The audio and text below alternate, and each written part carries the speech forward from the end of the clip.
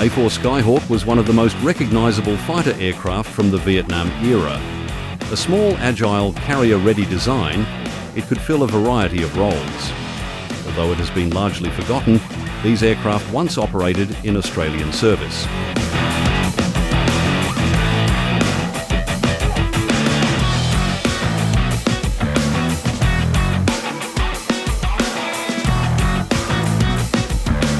In 1954, the first prototype of the Douglas A-4 Skyhawk took flight.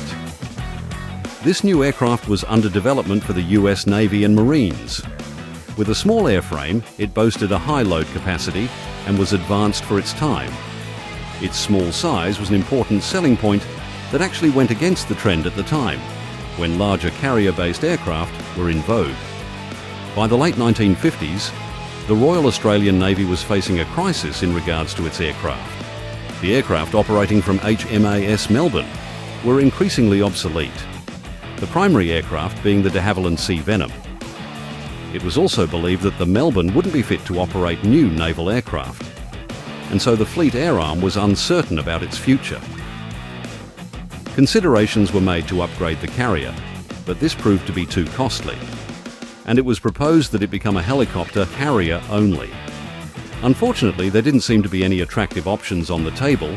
However, by 1963, perhaps thanks to World War II veteran Senator John Gorton, it was decided that the Melbourne would remain a fixed-wing carrier for the next decade or so, continuing to operate the Sea Venoms.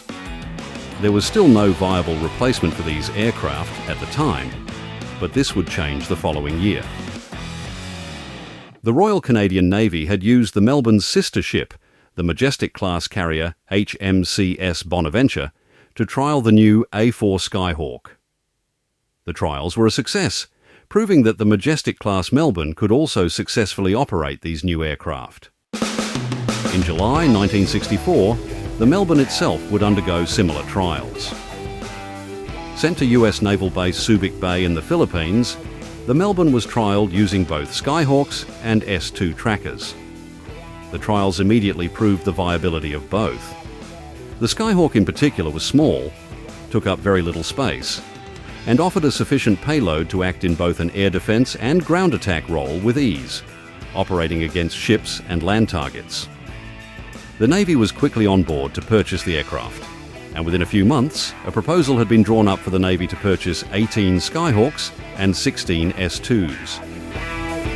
However, the Navy ambitions for these Skyhawks came up against an Air Force argument that their newly purchased F-111Cs would fulfill the proposed Skyhawk role.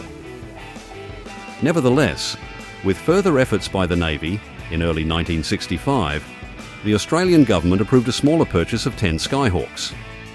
8 of these would be a new model, the A4G, while 2 would be two-seater trainers, the TA4G.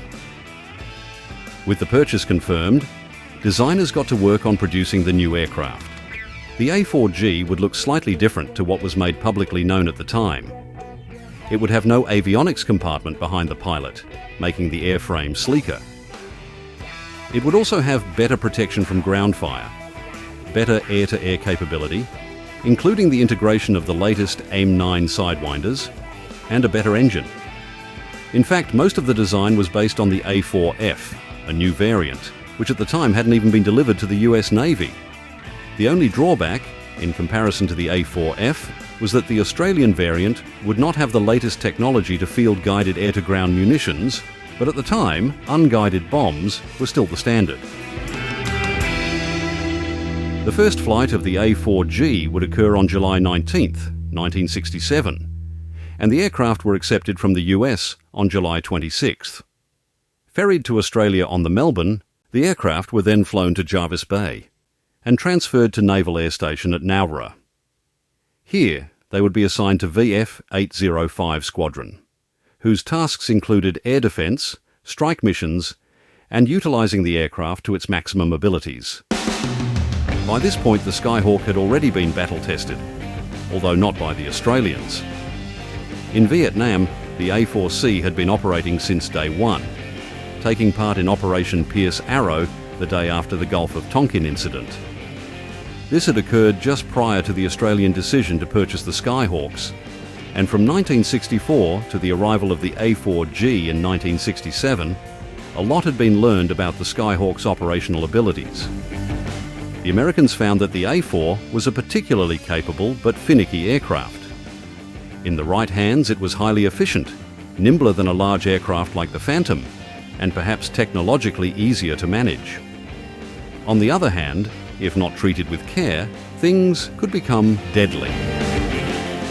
In addition to the already difficult task of carrier landings, the A-4, returning to carrier depleted of fuel and weapons, was very light and naturally more affected by wind, turbulence, and pilot inputs. It was also more prone to technical issues, and 10 Royal Australian Navy Skyhawks would crash, often as a result of mechanical failures. In 1969, the Royal Australian Navy was given permission to purchase another 8 A-4Gs and 2 trainers. These would be US Navy A-4Fs, which would undergo an upgrade program, bringing them up to A-4G standards. From the first delivery of Skyhawks in 1967, several proposals circulated regarding the RAN aircraft serving in Vietnam. In 1967, with planned refits to occur on HMAS Melbourne, it was considered beneficial for the A-4 pilots to be sent to the US Navy to keep them gaining experience on the aircraft. This, however, did not occur. The Minister for Air suggested sending the Skyhawks to Ubon Air Base in Thailand to relieve 79 Squadron and their old Sabres, who were doing airbase patrol duties. But again, this was never followed through. Later that year, Prime Minister Harold Holt announced that the Defence Force wished to post the A-4 pilots to Chu Lai Air Base in South Vietnam. They would stay with the US Marines, who were also operating A-4s, in the hope of further training and taking part in troop support in South Vietnam. The Marines would regularly head out on missions into the north, but the Australians would stay at base during these missions, as Australia's stance by then was to limit operations to South Vietnam. However, this too would never eventuate, and before long the Melbourne's refitting was complete, and the A-4 pilots were needed on the carrier. By 1968, the Skyhawks were also flown by Operational Conversion Unit 724 Squadron. Here, pilots would undergo their 6-month conversion course. Air-to-air and air-to-ground missions were practiced, as well as mock carrier landings, of which pilots had to complete around 100 before being cleared to land on the Melbourne. Pilots also practiced air-to-air refuelling during the course, using each other's Skyhawks equipped with D-704 external tanks. Throughout the 1970s, the Skyhawks would not see action in a theatre of war, although they would consistently take part in exercises across Australia and in the Pacific. Pilots flew in joint operations with the Royal Navy and US Navy, and at home would operate from a variety of air bases during exercises. Over the years, the Melbourne would earn the reputation as being the smallest carrier to regularly operate the Skyhawk, which she would do until her decommission in 1982. That year, the Navy wanted to keep the Skyhawks and procure a new carrier to also operate Harrier jump jets. But all this came to a halt in 1983 with the appointment of the Bob Hawke government. That year, it was announced that the Fleet Air Arm's fixed wing force would come to an end, and that there would be no future purchase of a carrier, nor the Harriers, or any other fixed-wing aircraft. The Skyhawks would go to the Royal New Zealand Air Force in 1984, after much debate over keeping the aircraft for a land-based role. The Royal New Zealand Air Force would operate these Skyhawks until 2002. During this time, they would play the role of fleet air defence for Australian Navy ships during exercises, which they did well, but nevertheless, without aircraft carriers, it was never quite the same again for the Royal Australian Navy. The retirement of the Skyhawks marked a significant change in Australian military capabilities. For decades, Australia had a seafaring force with aircraft carriers. The Navy's fixed-wing aviation gave them an edge over a Navy without such air power.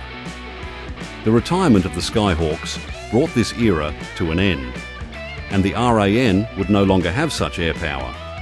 This remains a matter of controversy. The retirement of Australia's aircraft carriers and the aircraft that operated from them, along with the cancellation of any future purchase of newer ships and aircraft, was clearly a political decision, which many, to this day, would argue was made without sound strategic consideration. The Skyhawks are now a distant memory for Australia, representing a time in which the Navy operated a small but potent fixed wing force over the oceans.